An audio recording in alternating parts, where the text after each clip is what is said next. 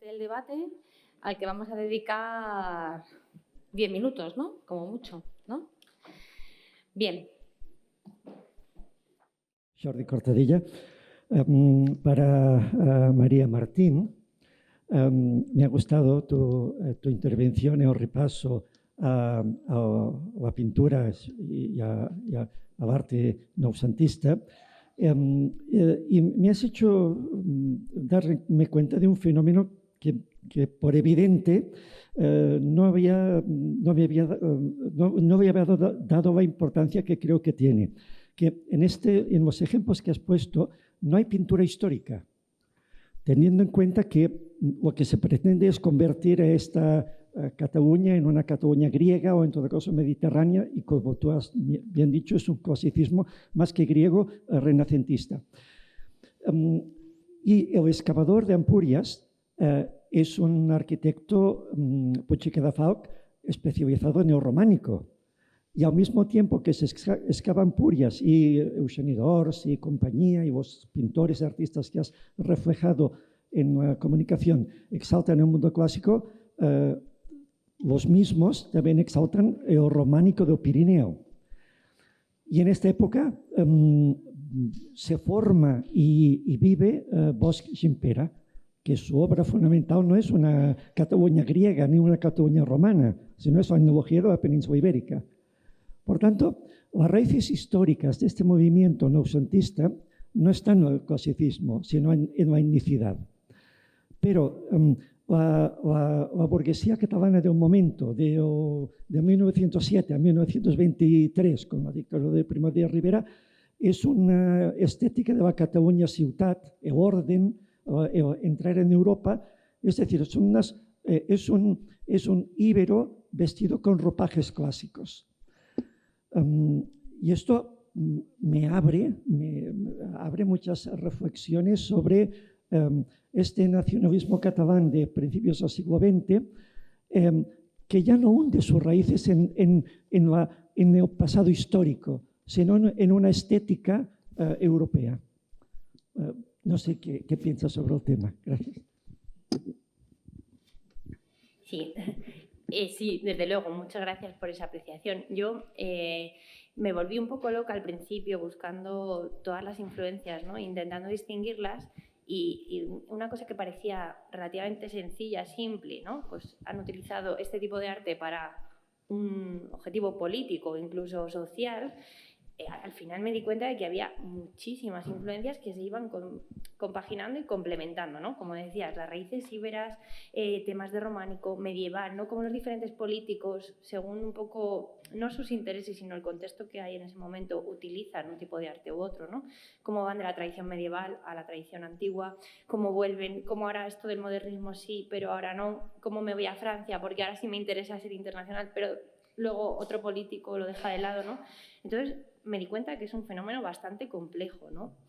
También me pasó a la hora de decir noucentisme o hablo de novecentismo, ¿no? Porque estoy hablando en castellano y estoy poniendo las referencias en castellano, pero claro, luego me di cuenta, y claro, que es que no tiene nada que ver, ¿no? O sea, es que es noucentisme porque es catalán, es que no hay una traducción en ningún momento al castellano, porque es que no se da en otro lugar, ¿no? No es igual que si hablamos de otro tipo de movimiento artístico, ¿no? Entonces, sí que es cierto que es muy complejo y me parece muy curioso, independientemente de lo político, a nivel artístico, ¿no? Porque el siglo XIX ha estado muy abandonado, entramos en el XX con las vanguardias, pero es que aparte de las vanguardias hay muchísimos movimientos que van a definirnos como nación y van a definirnos como bueno, pues nuestra historia del arte, ¿no? Que ha estado muy olvidado, y creo que son artistas que tienen unas formaciones espectaculares y que, bueno, luego pues algunos tenían que comer y tiraron para lo sencillo, y otros pues reflejaron un intelectualismo que es digno, yo creo, de tener en cuenta. Bueno, pues buenos días. Felicitar a todos y a todas. Y la pregunta es para Concha. Bueno, es una pregunta, Concha, y dos aportes, a ver si te pueden ayudar. La pregunta es si has hecho el contrapunteo de Gloeden y su fotografía con su primo, que estaba en Nápoles, Plusco, bueno, yo no sé alemán, pero Y si has hecho el contrapunteo, porque si no recuerdo mal, al primo sí le echan por pornografía y le expulsan de Italia y llega incluso hasta Londres Sí. y diciendo que eso... Y es que estoy intentando acordarme, no recuerdo el autor. Él dice que hay un exilio del uranismo centroeuropeo y alemán al sur y que nosotros, y ni siquiera, por ejemplo, en Sicilia y en Italia, ellos sí que se dejaban fotografiar, pero que la mirada de los alemanes sí que era pornográfica. Y de hecho, porque el uranismo político y científico ya se había desarrollado y tienen que irse a Alemania a hacer fotos al sur. Entonces, no sé, pero claro, se ve bien, se ve mejor en el primo. Y Sí. es que no recuerdo, de verdad, creo que es una autora, pero luego te lo envío, lo del uranismo, cómo van al sur para que no les persigan. Y ya el otro aporte es, claro, es verdad que ahora el movimiento LGTBI los están reivindicando, pero también tenemos que ser críticos y es que yo creo que es una parte de la construcción mayor, de un imaginario mayor, que es la construcción del sur. De hecho, hay un libro maravilloso, ¿no?, que es El Sur, la construcción. Entonces, en la mirada gay, lo que realmente está construyendo el sur, que llega hasta una famosa cantante del siglo XX, que todos hemos cantado la canción. Entonces, claro, hay un aporte y entonces ahora, cuando oyes a colegas o amigos reivindicar solo es algo más. Es la reivindicación de una construcción que nos afecta a todos, desde el norte y desde el centro de Europa, que nos afecta a todos en el sur. Y era solo... Pero me ha encantado, Concha. He ido muy deprisa, la verdad. El primo, que es quien tú has nombrado, tiene problemas en Roma, porque él se traslada... Colaboran casi 20 años, entonces hay fotos que no se sabe bien quién las hizo. Pero él tiene problemas porque en Roma lo que hizo fue venderlas ilegalmente, es decir, como fotografía erótica, como fotografía pornográfica, y es buenísimo, es un artista impresionante, ¿no? Y entonces tiene un proceso judicial y le echan. Mientras que la protesta que recibe Van Gloden de las fiestas que organizaba en su casa, que le denuncia el que le alquilaba la casa, en el juicio hablan de la ley del silencio, que eso son cosas privadas, y entonces queda absolutamente exonerado. Y luego es verdad que hay todo un movimiento que pasa por Londres, Berlín. De hecho, lo que se monta en Taormina ya es un disparate, porque había un tren especial que venía a Londres, Berlín, bajaba a Roma y iba a Taormina. Y entonces es el puritanismo, sobre todo alemán, el que hace que se desarrolle salvajemente, ¿no? Porque eso ya es más complicado. Es decir, sí es verdad que iban en busca de carne fresca, o sea, todo este viajes de superlujo, de gente riquísima, etcétera, y entonces ahí ya en la isla empiezan a molestarse de esa historia. No obstante, muchos, gracias a esa historia, porque también ahí hay una visión italiana de que si eres adolescente, prueba de todo, ¿no? Y entonces luego ya cuando seas adulto, entonces como muchos de estos niños, que hoy diríamos abusados, ¿no?, luego se casaban y tenían hijos, etcétera, etcétera, bueno, pues se diluyó el problema. Pero es verdad que es el Mediterráneo, que es el sur, que es el calor, que es la pasión, que es la libertad, ¿no? Por eso es una nueva Arcadia, ¿no? Y entonces es que ahí estaba Eduardo VII, estaba Oscar Wilde, estaba el dandismo, estaban muchos intelectuales que frecuentaban la casa de él y luego se hicieron viajeros in eternum, ¿no? Entonces, bueno, pues todo esto no me ha dado tiempo a contarlo, pero el problema de su primo es que le pillan en actividad ilegal, es decir, vendiendo fotografía porno, cosa que a él nunca además le acusaron a Van Gloden de pornografía, nunca. Solo a su discípulo y ayudante, que es en la época del fascismo italiano, pero que sale exonerado por lo mismo. Es artístico, ¿no?, de alguna manera. Perdón, no sé si me alargo mucho. Bueno, pasamos entonces a... ¿Está relacionado? Sí, en parte, no, a Concha era simplemente decir que, supongo que ya lo sabrás, pero en el congreso del año pasado de Imagines, sobre pornotopía se habló mucho de no, eran dos preguntas muy rápidas. Una matización a María a propósito del nucentisme, aunque no me atrevo a decir nada más estando Jordi en la sala, es simplemente que al comienzo has hablado del legado clásico de Grecia y Roma.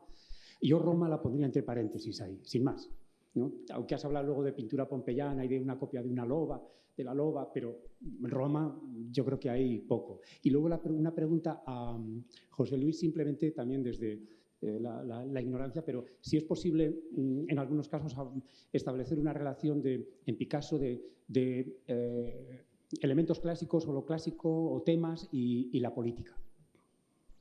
La política, sí. La política es lo que realmente rompió la defensa de Eugenio d'Ors de Picasso. Cuando Picasso optó por una postura política en el contexto de los años 30, entonces entendió que había perdido a Picasso para el mundo clásico, ¿no? Efectivamente. No, yo creo que en el caso de Picasso, que es un artista muy complejo, que tiene una capacidad para asimilar influencias muy diversas e integrarlas, hay un antes y un después, evidentemente, ¿no? Dors, que por cierto hay que tenerlo muy en cuenta a la hora de hablar del nocentisme, porque es el padre de la teoría nocentista, ¿no? Dors es un entusiasta de Picasso hasta que Picasso, en unos años muy conflictivos, que son los años 30, ¿no? Pues se tiene que posicionar, ¿no? Y Dors no entiende cómo un artista como él, que hasta ese momento se había mostrado al margen de las consecuencias de la tragedia de la Primera Guerra Mundial, por ejemplo, ¿no? Hay que recordar que Picasso, Juan Gris son españoles que viven en París y a unos kilómetros de París estaban los alemanes bombardeando. Bueno, Dors entendía que esa actitud era comprensible en un artista, digamos, que de alguna forma se mantenía en la forma y que no se implicaba en la historia, ¿no? Porque de eso se trata. En ese momento que para Dors el artista se implica en la historia, se echa a perder. Ya no es un clásico. Y en el caso de Picasso esto ocurre claramente en los años 30. No digamos, no solamente porque él se identifica realmente con el bando republicano, incluso le nombra al director del Museo del Prado, hace un grabado alusivo a Franco, ¿no? Sueños y mentiras de Franco, el Guernica. Pero es que además, para más Henry, en el año 44 ingresa en el Partido Comunista francés. Claro, para Dors esto era definitivo. Y, en fin, es un texto muy conocido el que escribe en el periódico Arriba, en el año 42, cuando dice realmente, perdón, en el año 46, cuando dice realmente te has echado a perder, ¿no? Ya no eres el que yo pensaba, ¿no?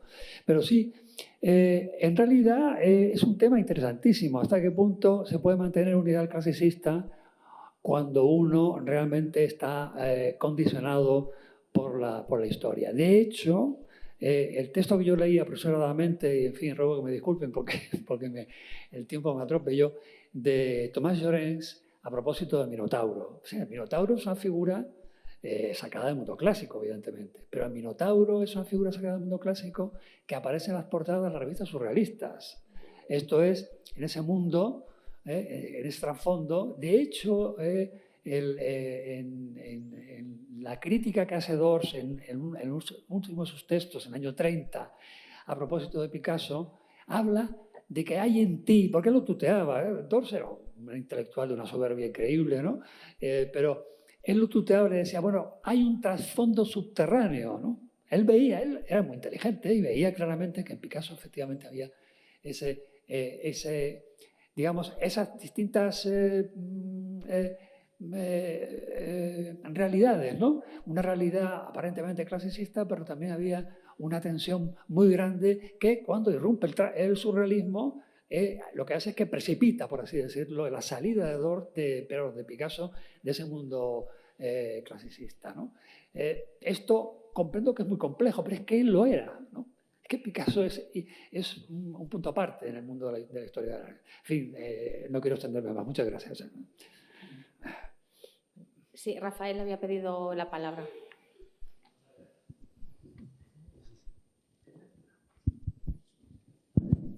Hola, muchas gracias. Bueno, pues gracias a todos y todas por las presentaciones vuestras. Es un comentario muy breve, directamente vinculado a la ponencia de Concepción e indirectamente a la de José Luis. Simplemente lo comento por si aporta algo o por si sirve de algo. Efectivamente, como tú bien has dicho, los portafolios de von Gloeden oficialmente están silenciados o no importan a principios de siglo, pero sí que justamente con lo que has comentado ahora en el turno de preguntas, lo que es bien cierto es que sus portafolios circulan de manera subrepticia en los ámbitos vanguardistas. Y de hecho es curioso porque hay varios especialistas que piensan que algunas obras incluso de Picasso, del Picasso de 1906, ese Picasso tan importante que es anterior, ¿no?, al cubismo, pero que está ya desechando la época rosa, se habrían inspirado directa o indirectamente en algunas obras de von Gloeden, ¿no? Especialmente los desnudos que tienen masculinos, alguno ha puesto José Luis, ¿no?, el de el muchacho guiando un caballo, y también, curiosamente, otros expertos hablan de una influencia directa en la flauta de Pan del año 23, que además tú has puesto una de las fotografías que directamente parece casi una inspiración directa en el óleo picassiano. Simplemente era esa apreciación. Gracias. Perdón, las postales que hace circulan todo el tiempo, es decir, y siguen circulando en la actualidad. Además, había un porcentaje de lo que se sacaba de las postales que iba directamente a la población de Taormina, con lo cual era una garantía de que nadie iba a protestar directamente. Pero la postal circula siempre. Otra cosa son ya algunos portafolios que eran más explícitos y entonces, bueno, pues eso no circulaba tanto. Muchas gracias por la aportación. Sí, solo un comentario cuando a Concepción, cuando ha comentado lo de puritanismo. Creo recordar que hay un film norteamericano en blanco y negro sobre este fenómeno, en que el personaje, que se supone que es el varón, siempre se hace acompañar de una prima joven, bonita, exuberante, para atraer a los jóvenes y después aprovecharse. Y evidentemente como mensaje puritano acaba mal, porque al final esta juventud en busca de dinero la acaba matando. ¿Lo tienes presente? No me acuerdo la película, pero no existe, con actores Te de lo Hollywood. agradezco. Sí, ya te lo buscaré.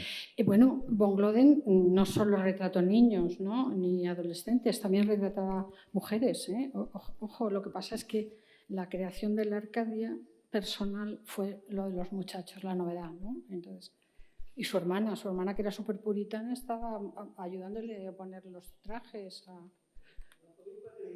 Sí. Claro, entonces era un poco que tenía una buena imagen él. Bueno, Cristina. Sí, bueno, felicidades a todos, me han encantado todas las ponencias. Y mi comentario es para Elvia Carreño. Por un lado, me ha fascinado Alberto Fuster, tiene un asafo.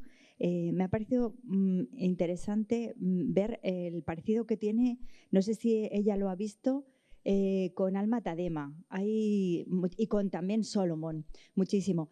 Y quiero señalar que es una maravilla porque es de los pocos autores que retratan a Aspasia, que retratan a Virgilio en esta época, y más en el ámbito hispanoamericano, español. Y creo que en el último mural hay mucho que destacar porque hay una mujer con compás que creo que puede ser Hipatia.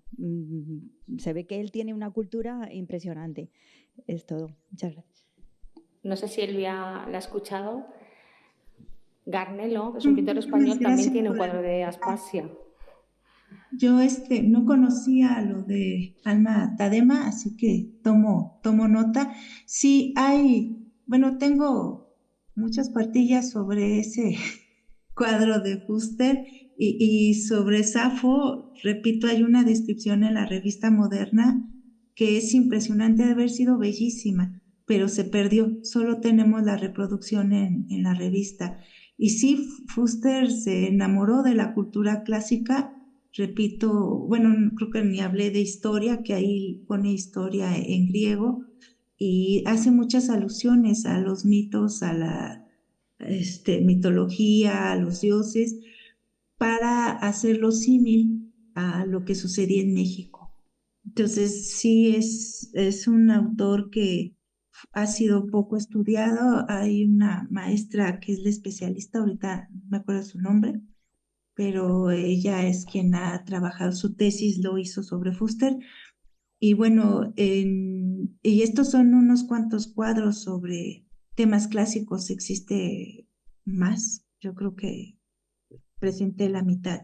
Y bueno, cuando vengan a México, con mucho gusto pueden ir a la Casa de Cultura en Tlacotalpan, Veracruz, y ahí están la mayoría, y al Museo Nacional de Arte, que en serio son murales, todas sus pinturas se impresionan. Gracias, Elvia. Yo, además de Alma Tadema, que también lo estábamos comentando, diría Leighton también, Godward. Yo creo que tiene mucha influencia de esos pintores. Yo creo que no hay más preguntas, así que vamos a cortar. Solo, como tengo la prerrogativa de presidir, pues voy a hacer una cosita que le estaba contando también antes a Concha a propósito de las fotografías que me estaba comentando, que sí que sirven de inspiración a Juan Nguyen o incluso a Gregorio Prieto, Horst, al Herbert List. Pero claro, ellos no retratan niños. Son jóvenes, son hombres, entonces otra cosa, son homosexuales, y es muy artístico. Además también tienen muchas fotografías de ruinas, por ejemplo, Juan Nguyen, que tiene los libros publicados de Grecia y de Egipto, o sea, sí que tienen influencia, pero... Sí, está analizado además. Claro. Algunos se han analizado, porque se ha trabajado mucho en México este tema, que fue la primera, cuando se vuelve a reconstruir la figura de von Claudel. Hay un libro francés que es Profite el que lo hace y se publica en el año 49. Y en el mismo 49 ya se publica en México, traducido. Pues aquí no. Y entonces, a partir de ahí, hay un análisis sobre la representación de los indígenas, ¿no? Se quiere comparar lo de von Claudel con la representación de los indígenas. Entonces, hay una serie de literatura interesante, ¿no? Bueno, el tema de las postales, que me parece también otro tema, sí. Porque las mujeres también disfrazadas a la griega como musas, como tal, que se venden las postales para felicitar a mi hermana Carmencita. O sea, es que, claro, es una cosa muy interesante porque uno elige ese tipo de postales, ¿no? Por algo. Claro, exacto.